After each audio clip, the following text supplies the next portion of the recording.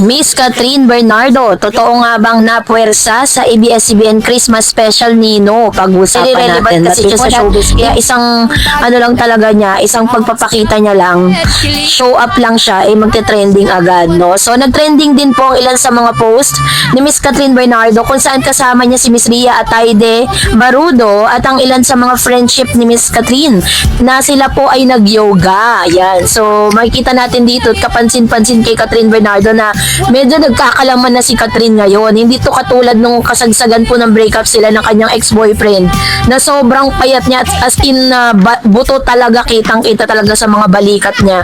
Pero ngayon nakita niya bumalik yung ano niya, yung kanyang dating aura na medyo chubby siya, ganon, 'di ba? Pero still sexy pa din siya.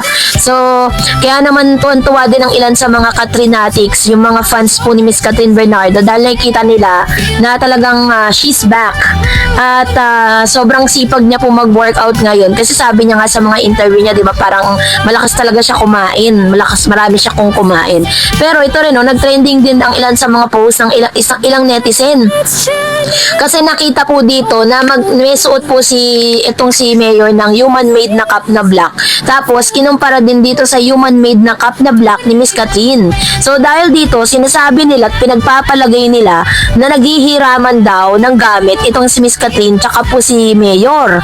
Dahil daw magkalipin sila, sabi niya, love is in the air kay Catherine Bernardo at Mark Alcala. Gamit pa ni Catherine Bernardo official ang cup ni boyfriend Mark Alcala after mag-live-in sa condo. Naghihiraman na din ang magjowa ng gamit ng isa't isa. 100% approve.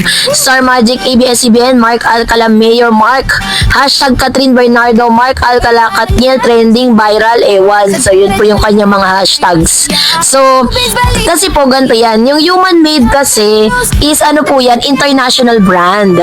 No, ang human made, it was human made cups are popular Japanese streetwear accessories from the brand founded by Nigo, known for vintage vibes, quality, and iconic graphics like hearts. Available directly from their official Japanese site, which means international brand po yung human made na yan. And everybody has, no, na ito pong cup nito, meron silang sari-sariling cup and international po siya nabibili online pero wala pa po siyang talagang physical store sa Pilipinas. Kaya possible talaga na very rare lang siya pero yun nga, magkakaroon sila ng katulad syempre kasi available naman talaga siya at kahit sino pwedeng magkaroon yan. Pero yun nga lang, may kamahalan. So anyways, eto na, nag-trending din po kasi ang ilan sa mga sinasabing pagganap di umano ni Miss Catherine Bernardo bilang Rochelle. No, dahil sa magkakasunod na super successful reunion concert ng Sex Bomb Girls na Get How, the Sex Bomb concert sa Araneta Coliseum December 4 at SM MOA Arena December 9 ay biglang nagbalik sa alaala ng solid fans ang afternoon drama serye noon ng grupo ang Day 17. Sa nasabing concert kasi naging emotional hindi lang sa Sex Bomb Girls kundi maging ang mga fanay ng kantahin ng grupo ang theme song ng iba't ibang season na hit series nila habang pinapakita ang mga eksena ng Day 17 sa LED screen. Sa TikTok nga ay nagtitrending ngayon ang mga eksena ni Catherine Bernardo sa nasabing serye.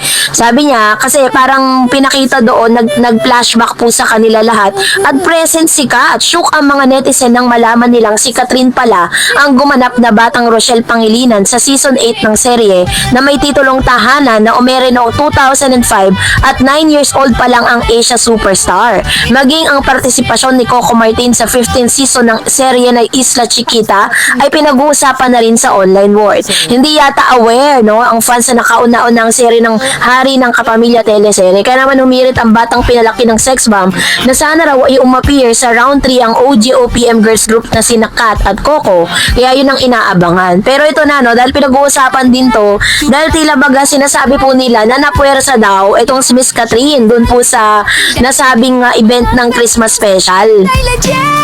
Sabi diyan, tila sigurado ng tutulong si Catherine Bernardo sa pelikula ni Vice Ganda ngayong Metro Manila Film Festival 2025. Mapipilitan si Catherine na magpa-black screening ng nasabing movie dahil pinwersa siya ni Vice Ganda na magsagawa ng special screening para sa latest movie.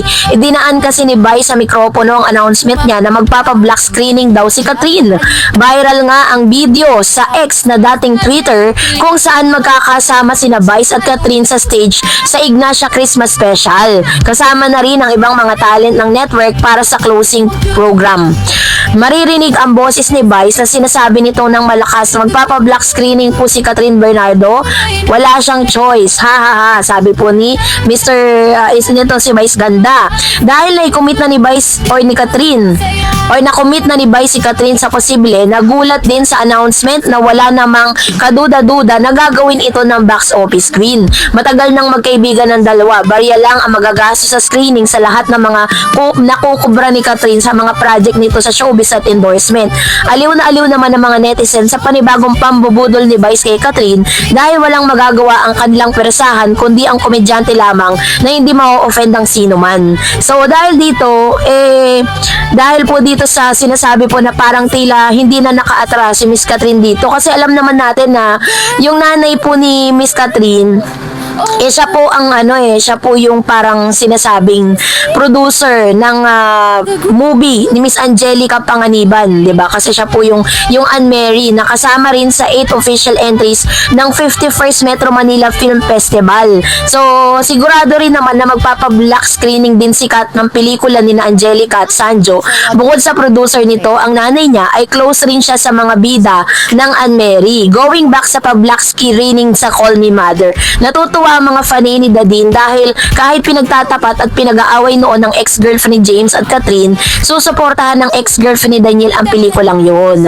So tapos na po talaga tapat ang Catherine at Nadine, no? Anyway, marami namang naaaliw sa closeness at batuhan ni Kat at Vice, jokes habang magkasama sa Kapamilya Christmas Special, kaya sana raw sila naman ang magsama sa MMFFs next year. Huli silang nagsama sa pelikulang Sister Akas pero supporting lang si Kat sa movie nila ni Vice at Ay at Chris Aquino ang mga bida sa nasabing 2012 Metro Manila Film Festival entry. Kaya dapat na silang mag-reunion at parehong bida na ha, bongga. So yun po yung ilan sa mga laman ng balita ngayon. So yung iba parang lang joke lang talaga yun for Vice Ganda, pero yung iba is parang sineryoso. Sinabi nila na parang napuwersa nga daw si Miss Catherine.